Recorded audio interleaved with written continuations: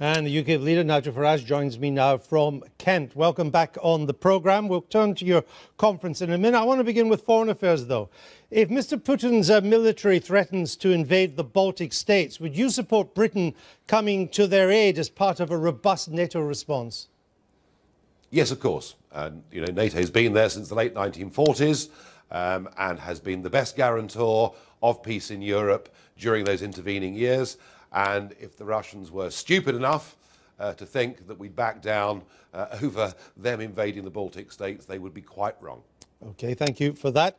The latest immigration figures have left the Tory target in tatters.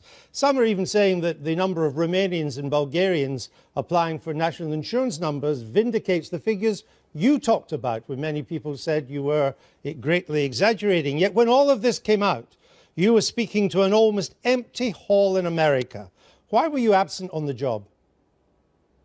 Well, actually, when these figures came out, I was getting ready to go on the BBC, ITV and Sky and do radio interviews. And I did, quite honestly, as much media from Washington as I would have done had I been in Westminster. You should have been in Why Britain, was I in America? Well, why was I in America? Well, every single year there is this big Conservative conference and a leading figure from the UK Conservative Party gets invited. And for the first time ever, somebody from UKIP got invited. And that meant the opportunity to sit down and meet some of the big think tanks in America. But perhaps more importantly for me in the short term, the chance to meet some of the really, really top-class campaigners in America where, their methods of data profiling and campaigning in individual constituencies is way ahead of anything we've got in this country. But the election's not, you should have done that before. The election's not far away. You had an open goal here in Britain, many would say, and you were off speaking to an empty room in America. Nobody was listening to you. Well, I was being interviewed on the BBC from Washington as opposed to Westminster. With all due respect, I can't see the difference. All right. Now, you told the UKIP conference that rumours of your demise have been greatly exaggerated. Why? Well, what rumours? Well, there's been a lot circulating for the last few weeks, and this had been reaching the ears of some of our most senior backers and donors. What are the rumours? I was beginning to get a bit... Oh, the rumours that were put about was that I was seriously ill and unable to lead the UKIP campaign, which is why we'd not been firing our artillery pieces in the first 6 weeks of the year in the same way as the Labour and Conservative parties. And I just thought I would knock it on the head. You said you were fit as a flea. In my experience, fleas are not that fit. Didn't you mean are you as fit as a fiddle, I think is the expression? Well, it was a slightly sort of P.G. Woodhouse moment, I suppose.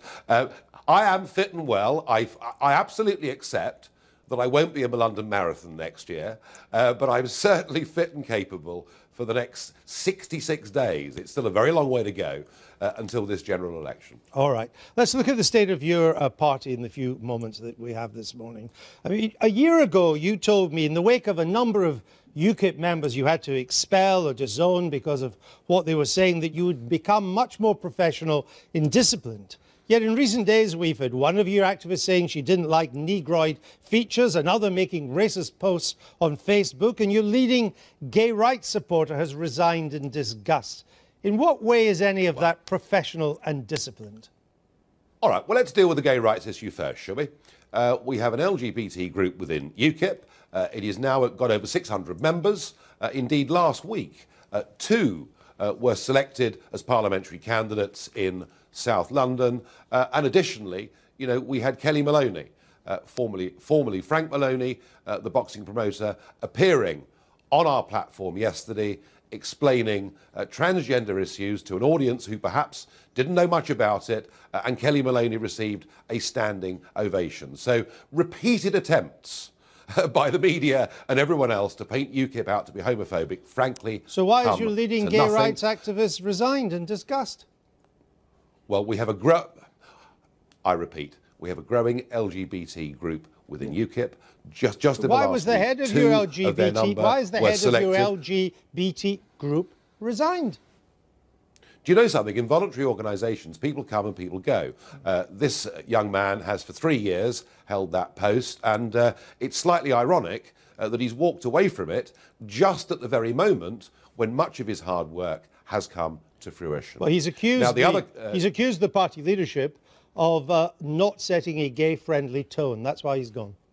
No, it's interesting. I don't set a male-friendly agenda. I don't set a female-friendly agenda. I don't set a gay agenda. I don't set an agenda for all sorts of different minorities and interest groups. I think the most important thing is that in this country, we all live together equally under the law. All right. UKIP MP, one of the two you've got, Douglas Carswell, victor of the famous Clacton by-election. He said this week, and I quote, that Enoch Powell was wrong. Immigration has been overwhelmingly a story of success. Do you agree?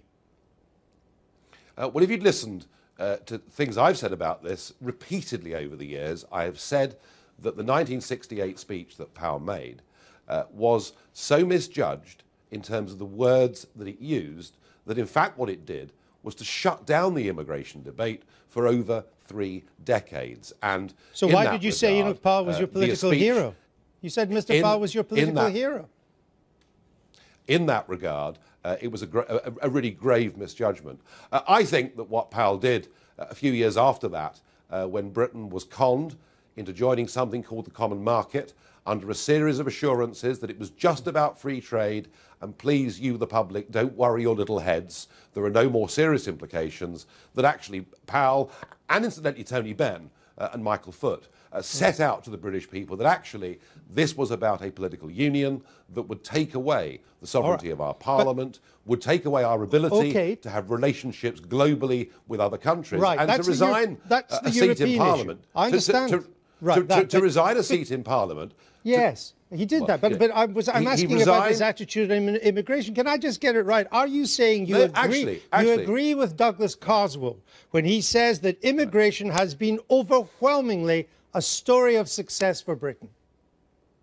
Well, it was overwhelmingly a success in Britain, and I would have argued just over 10 years ago that of all the countries in Europe, Britain was the one that had dealt with immigration the best and had the highest rates of assimilation. Unfortunately, since that time, we had a Labour government who really opened the doors to many parts of the world and subsequently boasted about it, and of course the European Union letting in 10 former communist countries, many of whom are very, very poor compared to us indeed. So the situation has changed radically. So let me just get this right. And perhaps it's no surprise. Immigration's been a huge... Perhaps it's no surprise that now 77% of the British public want something done about open borders. So let me just get this right. Immigration in this country, in your view, has been a huge success until the last decade, when most of the immigrants then started to come from Poland and other East European countries. But until then, it was a great success. That's